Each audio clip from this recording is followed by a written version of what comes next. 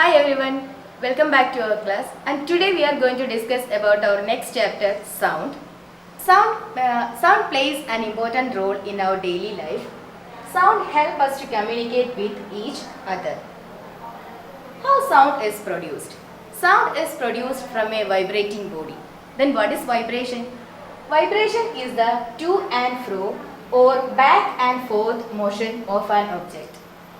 From this picture you can easily identify sound is in the form of vibration. These are the vibrations.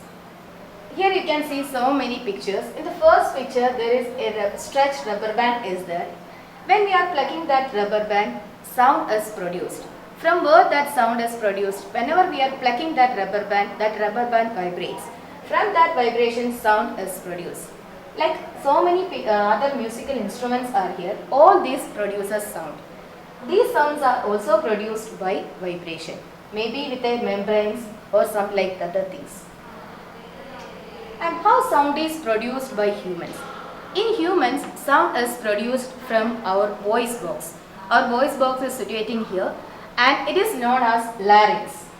And in voice box, there are two vocal cords are present. And in between these vocal cords, there is a small slit is there. When lungs are forces air through this slit, our vocal cords will vibrate and that vibration leads to sound and thus sound is produced. So in humans, sound is produced from this vocal cords of voice box. And there are difference in sounds of humans. In humans itself there is different sounds. In men there is one sound and in the case of women there is another sound and even for the small children there is another sound. What is the reason behind this? The main reason behind the difference in sound is the length of vocal cord. When it comes to the men, it is about 20 millimeter. The length of vocal cords in men it is 20 millimeter and when it comes to a woman it is about 5 millimeter and when it comes to small children it is very short. That is the difference between their sound. How sound is propagating? How sound is traveling from one object to other object? Sound needs a medium for propagation. It can be a solid, a liquid or a gas. Whatever it is a medium, but it needs a medium. Sound cannot travel through vacuum. Through vacuum, sound cannot be travelled. From these pictures you can easily identify the things. In the first picture you can see through solid sound is propagating in the form of vibration. When we are tapping one side of a solid substance, the other side we can hear that sound by that vibration. In the same way, in liquid also, inside the liquid if you are making a sound that we can hear outside. That means through water also sound can travel. In the same way, through air also sound can travel. That means sound needs a medium for propagation. How do we hear sound? Sound is produced from our voice box. Then how do we hear that sound? With the help of ear, we are hearing the sound. This is a structure of our ear. When sound falls on our ear, it will travel through the ear canal. This is the ear canal. And at the last of ear canal, there is a small membrane-like thing is there. That is known as eardrum. When the sound travels through this ear canal, it falls on the eardrum and that time eardrum vibrates. And that vibrations moves to the inner ear. From this inner ear, that vibrations are changed into signals and that signals are sent to the brain and thus we hear a sound. And this is a method how do we hear a sound. And now we are going to discuss about some topics related with sound. The first topic or first term we are going to discuss about it is oscillation. What is oscillation? The to and fro motion of an object is known as oscillation. From this example you can easily understand that the pendulum of a clock that is vibrating from this end to this end and that is the to and fro motion. This to and fro motion is described as oscillation. Then what is time period? Time period is the time taken to complete one oscillation. That is time period is equal to total time taken divided by number of oscillations. Then next, what is frequency? Frequency is the number of oscillations per second. Within 1 second, how many oscillations can be done by a vibrating body? That is the oscillation. An oscillation can be expressed in the terms of hertz and it is symbolized by Hz. And what is the equation for frequency? To find out frequency, frequency is equal to 1 by time period. Let's solve a problem with the two terms. A pendulum oscillates 40 times in 4 seconds. Find its time period and frequency. From the question itself, we know that number of oscillations is equal to 40 and the time taken is equal to 4 seconds. And then what is the first question? What is the time period? So for time period is equal to, equation is time period is equal to total time taken divided by number of oscillation. So the total time is equal to 4 seconds and number of oscillation is equal to 40. So that is equal to 1 by 10. That is equal to 0.1 seconds. Since it is time, you can give the unit second. At the same time, second question, find the frequency. To find out the frequency, the equation is 1 by time period. 1 by time period, that is equal to 1 by 0.1. That means 10 hertz.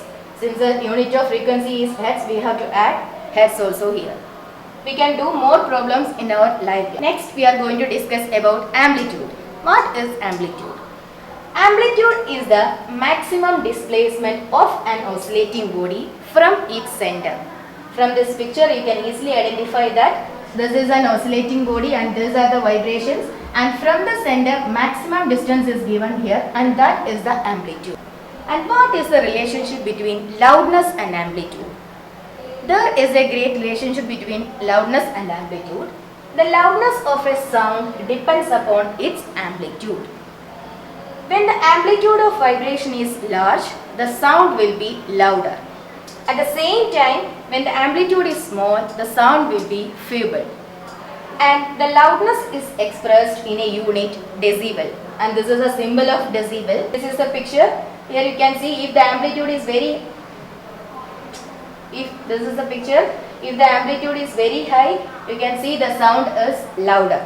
At the same time, if the amplitude is very small, the sound will be feeble. Next, shrillness or pitch. What is shrillness or what is pitch? If the frequency of vibration is higher, then the sound is shrill and it has a high pitch. Here you can see a picture. In this picture you can see frequency means the number of oscillations per second. This much number of vibrations are there. So the number of vibrations are very high. So the sound is very shrill, high shrill and have a high pitch. So example is sound of a whistle. A whistle has a very sharp sound because it have number of vibrations are very high. And if the frequency of a vibration is lower, then the sound has a lower pitch. In this picture you can see within same second the number of vibrations are very low, so the sound is having a very lower pitch. Example is sound of a drum. That is the difference between a sound of a whistle and sound of a drum.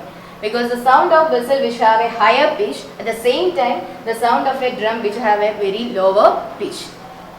What are inaudible sounds? From the term itself we can understand inaudible means that cannot be detected by our human ear. The sounds of frequency less than 20 Hz and more than 20,000 Hz, that means 20 Hz means 20 vibrations per second and 20,000 Hz means 20,000 vibrations per second, that cannot be detected by our human ear. That sounds are called inaudible sounds. But at the same time, what are audible sounds? The sounds of frequency between 20 Hz and 20,000 Hz that are detected by our human ears, and that sounds are called audible sounds. The range of audible frequency for humans is 20 Hz to 20,000 Hz.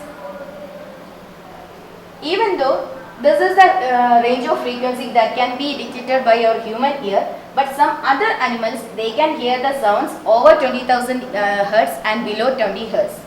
For example, above 20,000 Hz, it is known as ultrasounds, and that can be detected by a bat. But at the same time, if it is below 20 Hz, It can be dictated by an elephant. Like policemen, they are using some whistles that cannot be dictated by your human ears, but police dogs, they have working with them, they can easily hear that voice. And these are infrasounds and ultrasounds. And next topic we are going to discuss here, what is noise? What is the difference between a sound and a noise? The unpleasant sounds are called noise. We can, from this picture itself, we can understand there are lot of sound around us, but some of them are noise because they are unpleasant sounds. What is noise pollution?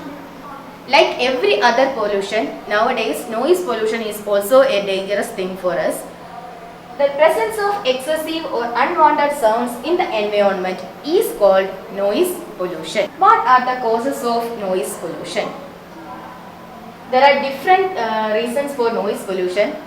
Some of them are sounds of vehicles, and another one, explosions including bursting of crackers. In the festival times and all, we are bursting so many crackers, that all leads to some type of noise pollution.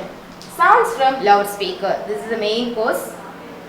Sounds from industries and factories. Sounds from television, music system like entertainment systems. Home appliances like mixer grinders, machines, etc. that also cause some sort of noise pollution. But the main source of noise pollution is, as always, sounds of vehicles and loudspeakers. Then what are the effects of noise pollution? The noise pollution affects humans by mentally and physically. The main effect of noise pollution is it will cause hearing impairment. It can be permanent or temporary, and it can cause stress, it can cause headache, it can cause lack of sleep, it can cause anxiety, it can cause hypertension. Like all these things, mentally and physically, the noise pollution will affect humans. And what are the measures to limit noise pollution? The first, there are different methods we can adopt to measure noise pollution. Some of them are here. The first method, reduce the use of loudspeaker. Use of automobile horns must be reduced. Plant more trees in the roadside. It will help us to reduce noise pollution. Reduce the volumes of TV, music system like entertainment system we are using. Install silencing devices in vehicles, machines, etc. Conduct noisy programs away from residential areas. These are the main points we have to take care to measure noise pollution. So these are the main topic we have to discuss in this chapter. Thank you.